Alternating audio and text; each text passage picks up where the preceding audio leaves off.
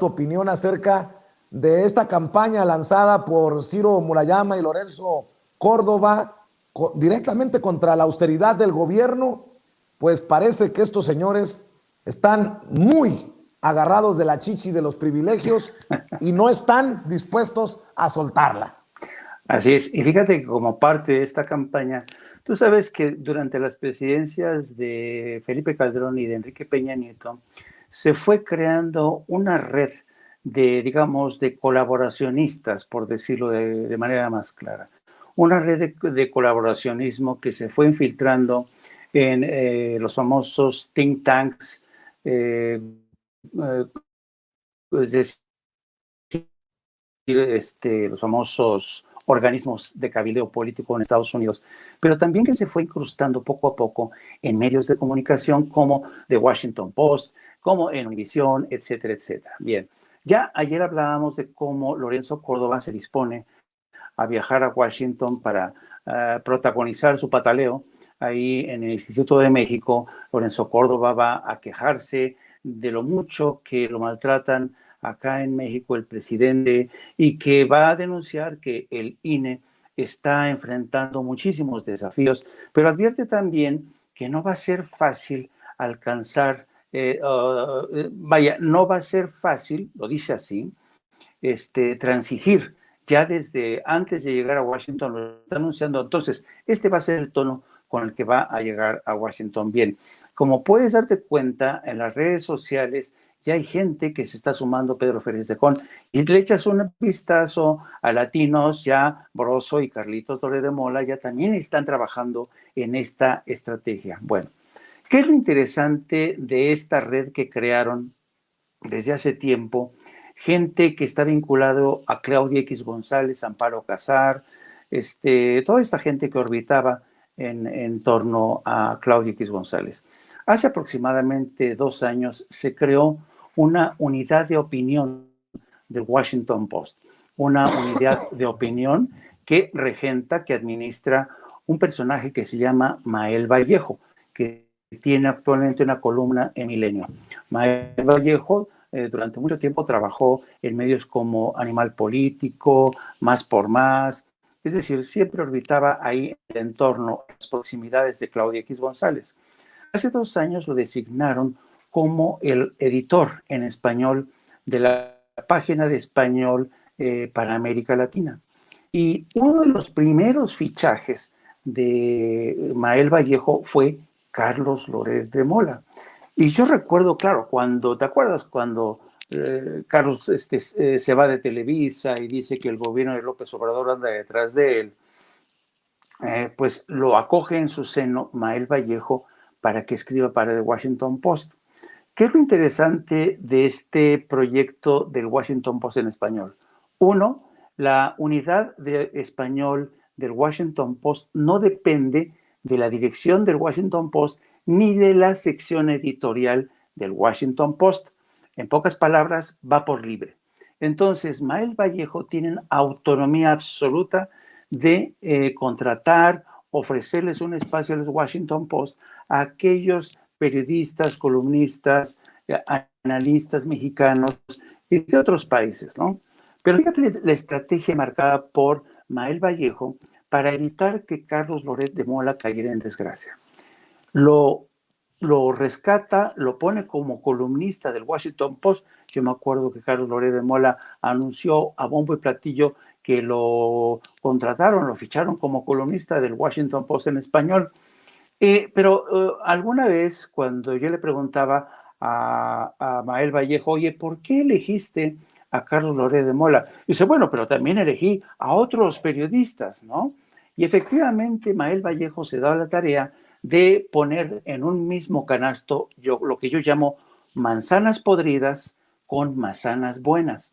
Es decir, mete una manzana podrida como Carlos Loret de Mola en el canasto y luego mete a otros periodistas que no tienen escándalos tras de sí y de esta manera lava la imagen de Carlos Loret de Mola, ¿entiendes? Y esto permite que Loret de Mola, en lugar de caer en desgracia a raíz de los escándalos por los montajes de la familia de Israel Vallarta, en lugar de recibir el peor castigo, de ser denostado, a que se le aplique el ostracismo. No, resucita por cortesía de Mael Vallejo, que, insisto, forma parte de un grupo más grande. Así es que al resucitarlos, al lavarles la cara a estos periodistas, los vuelven a colocar en la parrilla de entretenimiento de líneas de opinión para que sigan trabajando a favor de esta causa. Esta es una red de opinión, de opiniones, de opinólogos que se ayudan entre sí mismos para seguir manteniendo las principales trincheras informativas y cuando, claro, uno se queda extrañado que el Washington Post, antes estaba Marty Baron, que era hoy exdirector del Washington Post, que ya se retiró, anunció su retirada, uno le extrañaba cómo es posible que Marty Baron, un gran periodista que fue corresponsal en Argentina, domina perfectamente el español, no haya permitido que se le colara un personaje como Carlos Loret de Mola. Y el problema es ese, que justamente dejan esa potestad de decisión en una persona como Mael Vallejo, que decide, tú, Carlitos Loret de Mola, pero al mismo tiempo tú, Ricardo Rafael, o quien sea. Y claro, ¿quién no va a querer escribir en las páginas del Washington Post en español? Yo conozco a más de uno que se van de culo, ¿entiendes? Entonces, yo creo que esto es muy interesante, la forma en que se ha creado este circuito para lavar reputaciones, pero también, querido Vicente, para destruir reputaciones, para echar veneno. Y cuando tú escuchas hablar a Mael Vallejo diciendo que ellos en la página de opinión del Washington Post son muy meticulosos, son muy cuidadosos a la hora de elegir a sus colaboradores, que procuran que sean buenos periodistas, que escriban bien, que sustenten sus artículos con hechos, cosa que nunca sucede con Carlos Loret de Mola. Tú dices, oye, aquí hay alguien que está mintiendo como un bellaco, y creo que es Mael Vallejo, para justificar así el fichaje de periodistas que son reciclados en medios de Estados Unidos. Fíjate, qué interesante historia, ¿no? Porque saben además que los medios internacionales dejan muy apantallados a muchos mexicanos, a muchos periodistas. ¿Qué te parece? Pues me parece hasta preocupante lo que nos planteas, esta estrategia de lavar reputaciones o destruir imágenes. Y creo que esto también se da para el golpeteo desde Estados Unidos hacia México, en el caso del gobierno del presidente Andrés Manuel López Obrador, porque si recuerdo bien, otro de los fichajes del Washington Post fue el de León Krause, el hijo de Enrique Krause, exacto, que ahora fue catapultado a conductor de el segundo noticiero más importante de Univisión después de Jorge Ramos. Así que vayan sacando las cuentas. Y qué casualidad que tanto Carlos Loret de Mola como León Krause también son columnistas. ¿En dónde? En el Universal. Exacto. Entonces, esto te da una idea de cómo todos están utilizando, han convertido la opinión en español del Washington Post como su pica de Flandes, para establecerse ahí, para ganar legitimidad y para desde ahí utilizarlo como trinchera para atacar al gobierno, cuestionándolo, diciendo que es un gobierno antidemocrático, diciendo que Carlos Loret de Mola no se corta un pelo, Él dice de plano que el gobierno de López Obrador, cuando no roba, miente, en fin. ¿Y cómo es posible que el Washington Post, que tiene toda una trayectoria legendaria, cómo permite que la sección de español se haya convertido en una ínsula barataria que controla solamente una persona y que le da el espacio a sus amiguetes, que están, por cierto, dentro de una misma causa, como es el caso de León y Carlos Loret de Mola? Querido Jaime, hay otro tema que me gustaría que nos ayudaras a desmenuzar para la audiencia de Sin Censura, y es esta petición, esta decisión de los republicanos, una solicitud para pedir poderes de guerra en la frontera con México. Cuando lo leí dije yo, cabrón, se me hace que no leí bien, pero sí, poderes de guerra piden los republicanos en la frontera con México. Cuéntanos.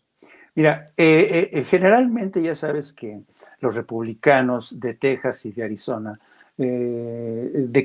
cada cierto tiempo declaran la guerra a la frontera de México para atizar, para sacar raja política del tema de la migración. Y no podía ser la excepción. En esta ocasión, el gobernador de Arizona se ha juntado con un grupo de legisladores republicanos para decirles, oigan, tenemos que declarar la guerra porque están llegando muchos migrantes, nos están invadiendo, tenemos que hacer algo ante esta invasión. Y apenas hace un mes o 2 meses, el gobernador de Texas, Greg Abbott, hacía también lo mismo y anunciaba que Texas iba a seguir construyendo el muro que ideó, con el que soñó Donald Trump. Entonces, esto te da la medida de cómo siempre los republicanos, cuando hay elecciones de medio término a la vuelta de la esquina, invocan poderes de guerra, piden que se envíe la Guardia Nacional. ¿Y sabes qué es lo que pasa una vez que invocan poderes de guerra o que piden que se apliquen leyes más estrictas o que se envíen a la Guardia Nacional? La gente que intenta cruzar la frontera, el número de muertos que intentan cruzar la frontera se dispara. Porque la gente, claro, hay gente que está desesperada, entonces busca rutas más peligrosas en el desierto de Arizona. Entonces, estos programas que vienen desde el 1994, cuando la famosa Operación Guardián que ideó Bill Clinton, y luego cuando los atentados del 2001, igual, que más programa, más bardas, y mira para lo que sirvieron los muros, para nada, no han servido para nada. Y los únicos que se han beneficiado son los cárteles de la droga, que han conseguido que se aumenten sus productos, han conseguido también meterse en el negocio del tráfico de personas y le han hecho la vida más miserable a la gente que vive en la franja fronteriza. Pero esto te da una idea del carácter tan miserable del Partido Republicano y que está pensando justamente en las elecciones de medio término y saben que el tema migratorio sigue siendo el talón de Aquiles en muchos sentidos de la administración Biden. Así es que yo sé que suena exagerado, pero ya sabes que a los republicanos abusan de la hipérbole, de la exageración, cuando se trata de llamar la atención en tiempos de elecciones. Para cerrar, Jaime, ¿cómo ves este llamado del presidente Andrés Manuel López Obrador a los capitales mexicanos para que se mexicanice Banamex ante el anuncio de Citi que lo pone a la venta? Reconoce a Ricardo Salinas Pliego, habla de Carlos Slim con Inbursa, habla de Hank con Banorte, habla de empresarios regiomontanos. Pues me llamó la atención que se mexicanice Banamex nuevamente, propone el presidente Andrés Manuel López Obrador. Mira, hay 2 elementos que me resultan muy interesantes de esta propuesta del presidente. Primero, claro, cuando puso por delante la oferta de Ricardo Salinas, yo dije, en la maíz, ¿no? Se lo va a dar, va a permitir que se lo den a Ricardo Salinas, pero luego, poco después, introduce a Carlos Slim, a Carlos Jan González, en fin, entonces ya habla de un grupete de inversionistas mexicanos. Conforme aterrizó esta idea de los inversionistas mexicanos, me gustó más la idea y te voy a decir por qué. Desde siempre, Vicente, ha habido la crítica al sistema económico mexicano y el sistema político que se ha sustentado y por culpa de este modelo de crony capitalism, que se traduce en español de capitalismo de compadres, se ha acentuado más la desigualdad. Entonces, ¿para qué seguir creando multimillonarios como Carlos Slim? ¿Para qué seguir creando? No, que mejor se cree una suerte de grupete que funcione como una especie de cooperativa, yo no sé, pero no me gustaría que quedara en un solo hombre. Y por eso la idea de grupo de inversionistas mexicanos me cautivó porque ya no le podría lanzar al presidente la acusación de que, oye, a ver, señor presidente, usted llegó con el afán de cambiar las cosas estructuralmente, pero lo que está haciendo al entregarle un banco a otra persona, que es otro millonario, lo que usted está reproduciendo es una vez más el modelo del capitalismo de compadres, ¿no? Entonces, por otro lado, la mexicanización. Es bueno que se quede en México, ¿no? Y mientras más le entren, mucho mejor. Entonces, yo creo que es una buena idea. Vamos a ver cómo la aterrizan, pero en principio a mí me convence la idea. Mira, mientras sean mexicanos y además, mientras no se les ocurra abandonar, como hizo Citicorp, a la clase media o a la gente de pie, para mí va a estar bien. Y ojalá que también eso venga acompañado de un ejemplo a seguir, que paguen lo que corresponde de impuestos a México, así sea Salinas Pliego, así sea Slim, así sea Hank, así sea el que me lo pongan. Y eso va a demostrar que las cosas ya no son las mismas en este gobierno de la Cuarta Transformación en comparación a gobiernos anteriores. Coincido completamente contigo. Gracias, Jaime. Oye, Jaime, pues yo estoy comprometido con que la audiencia de Sin Censura respalde tus proyectos independientes, además, obviamente, de la Jornada Sin Fronteras, en donde sigues siendo editor, pero en los proyectos independientes, en tu canal de YouTube, en tus redes sociales, ¿cómo te respalda la gente? ¿En dónde te encuentra?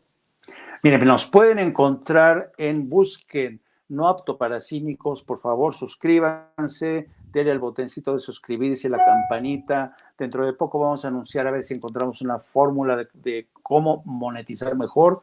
Y también nos pueden seguir a través de nuestras redes sociales en @Jaime Fíjense que Vicente, que por fortuna se han ido sumándose más suscriptores, eso me da mucho gusto, y porque la verdad yo creo que espacios como el tuyo, como el mío y de otros colegas merecen la pena que se les dé una oportunidad, así es que apúntense en No Apto para Cínicos. Gracias, mi querido Jaime, y claro que sí estamos comprometidos. No Apto para Cínicos en YouTube, y busque a Jaime en Twitter, en redes sociales. Te mando un abrazo, maestro. Chao. Buenas noches. Buenas noches. Gracias, nos vemos mañana, si Dios lo permite. Jaime Hernández, editor de La Jornada Sin Fronteras, hablando con nosotros sin censura.